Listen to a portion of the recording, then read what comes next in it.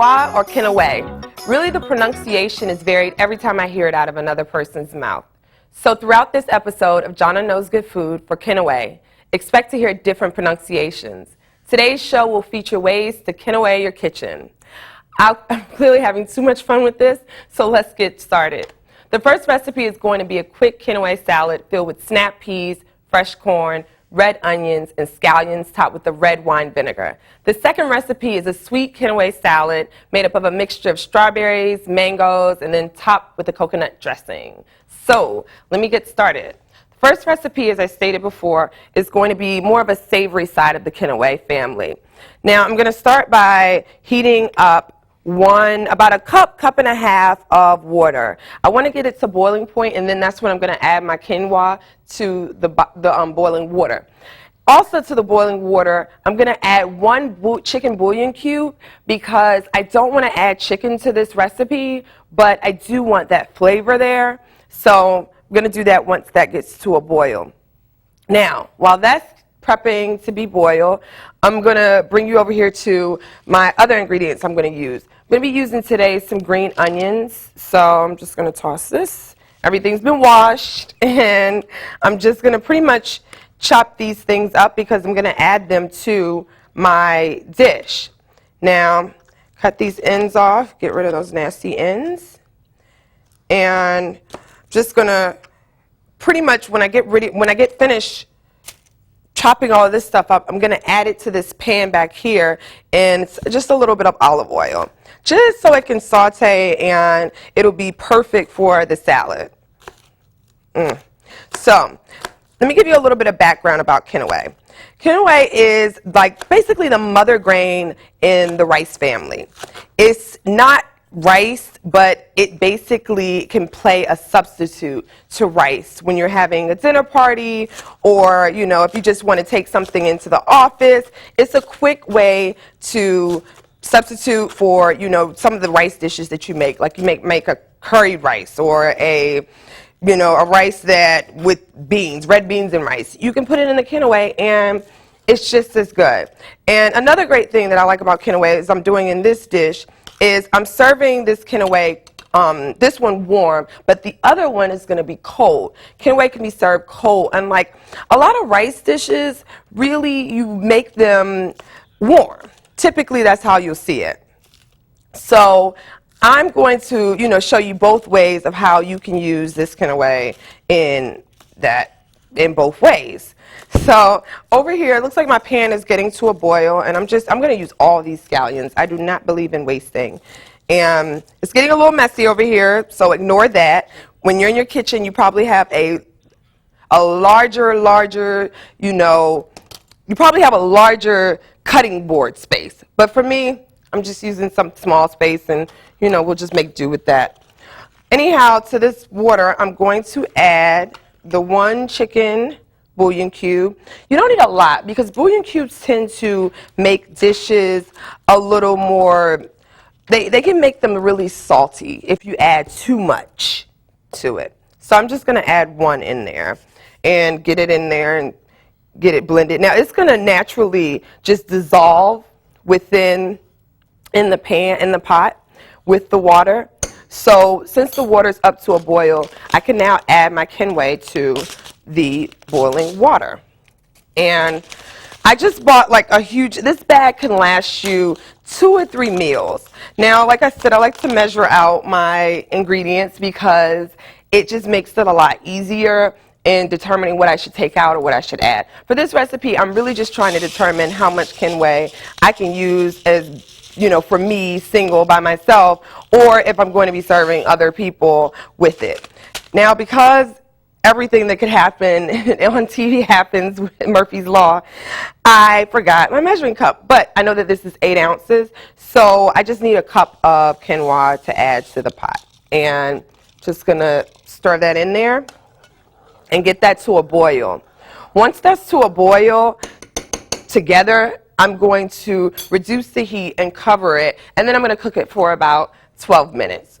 So it's boiling. Oh, this thing is really going. So I'm going to move this down to about 4 or 5, or whatever your settings are on your stove. Just basically you want to bring it down to a simmer so that way it'll cook and it'll be ready in about, like I said, 12 minutes. So while that's doing that, I can start adding my ingredients to the bowl that I'm going to add them to a bowl first, and then I'm going to add them to the pot because I'm going to add them all together. So let me go grab that bowl. Over here, I have a huge bowl, which is a great place to put all your ingredients until you're ready to add them to the pot.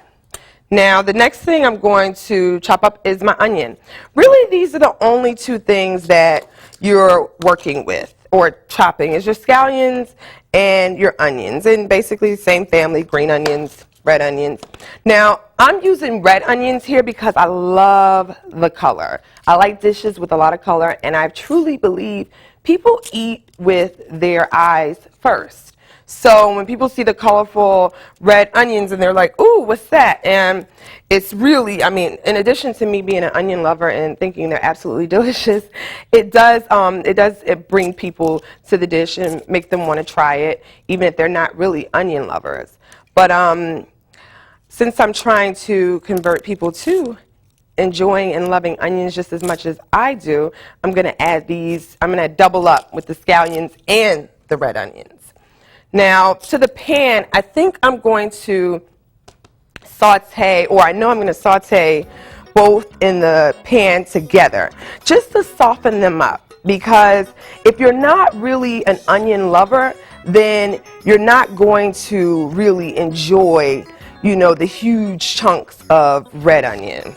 So, to this, like I said, I'm just going to be really liberal about chopping this up, because we're just going to add those to the pan, saute them up. And there's so much other stuff in here that really, I don't need to finely dice the onions. I can just, you know, make them chunky and liberal alongside the other green onions.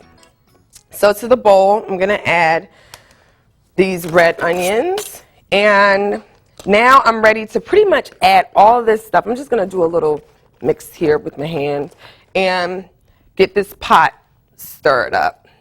Let's see here. This is, let's turn that up to a medium, let's say about a medium heat for this. We're going to turn this down because I don't want my quinoa to boil or overcook. So I'm going to turn this up to a medium-high heat. Into this, I'm going to add about 2 tablespoons of olive oil, just 2 turns of the pan. Basically, I'm going to add to this pot. Now, I'm going to get that heated up, and then I'll be ready to add in this and this. Now, the other special ingredient that I want to add to this great salad is some fresh corn. I love fresh corn, and after going to a recent supper club dinner that featured lamb, I'll leave those names to be unmentioned, but they're some of my favorite food friends.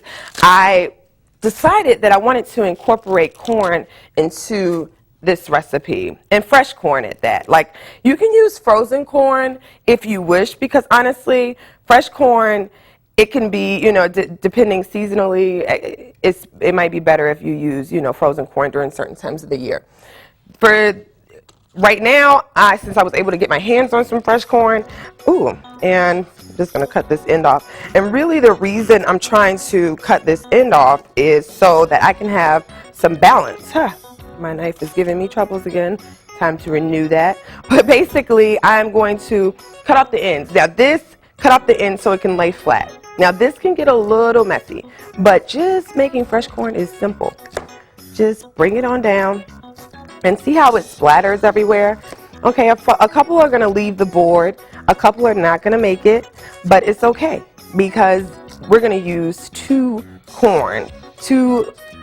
pieces of corn to make our salad. A little tuck down there. Anyhow, pretty much clear. See? Skin.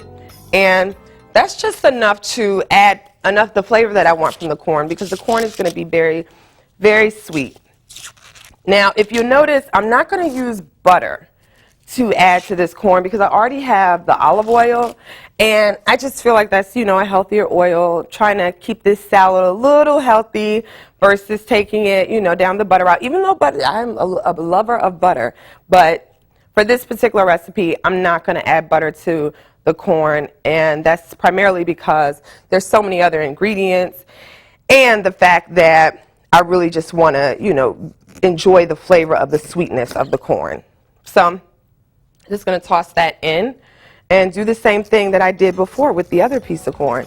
And see, you have now about a cup, maybe 2 cups, a cup and a half, like, of corn right here from just doing this simple procedure. And it really is not that time consuming if you want fresh corn. So I'm just going to toss that. Now that I made a big old mess here, I am going to take this corn and add it to the rest of my pile that I'm going to add to the pan to saute really quickly.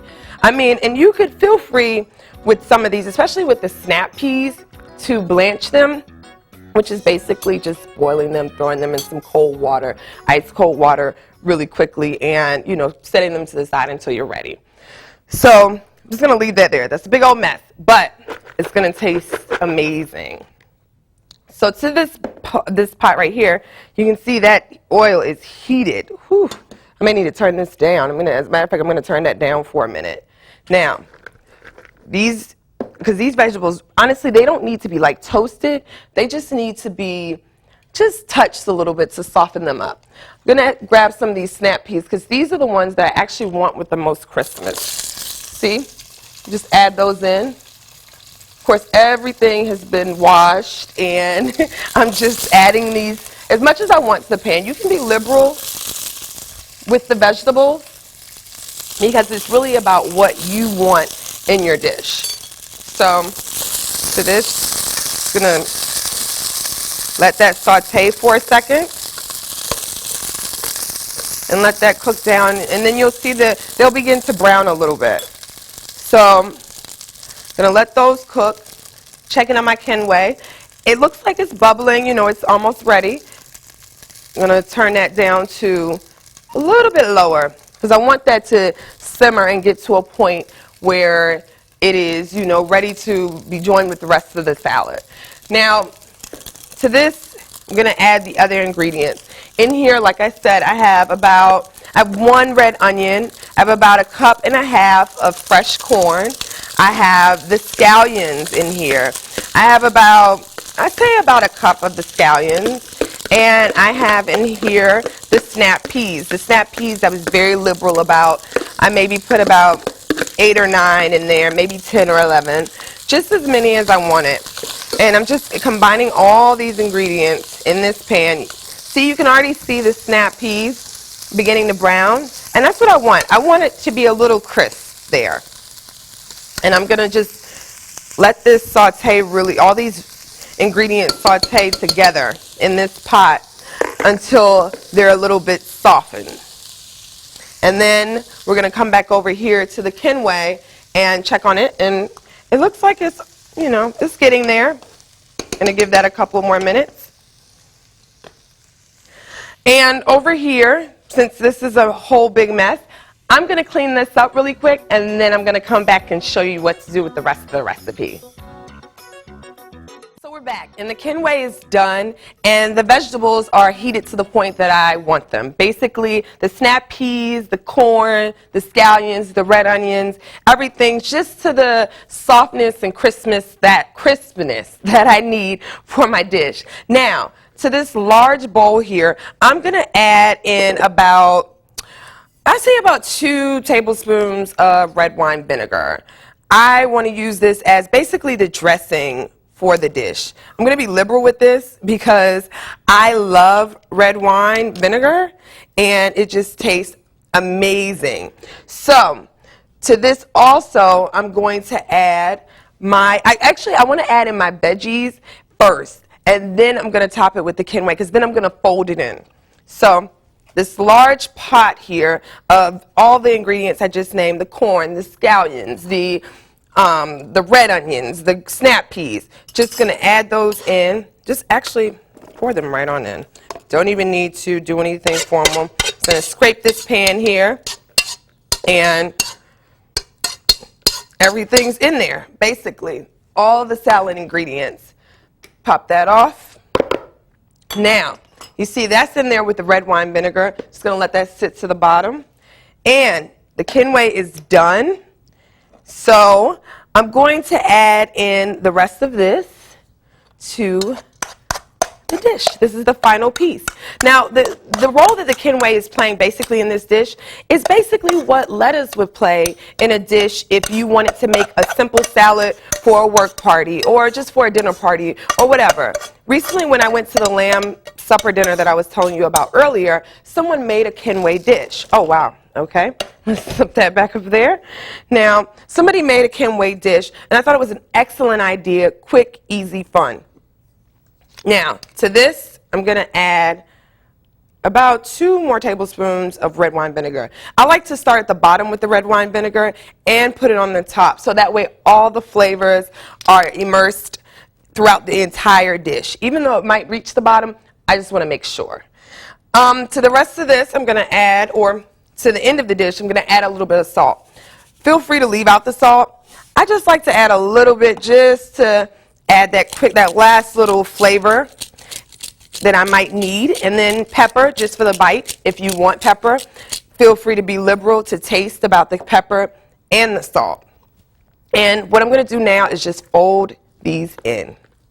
Just going to fold those in to the quinoa. And you see how all those colors, and the aroma in here is just amazing. It is really, it smells so good because you have the red wine vinegar, you have the snap peas, you have the corn, and of course you have the onions. And it just smells delicious. So I'm ready to dig in. Now with this, remember,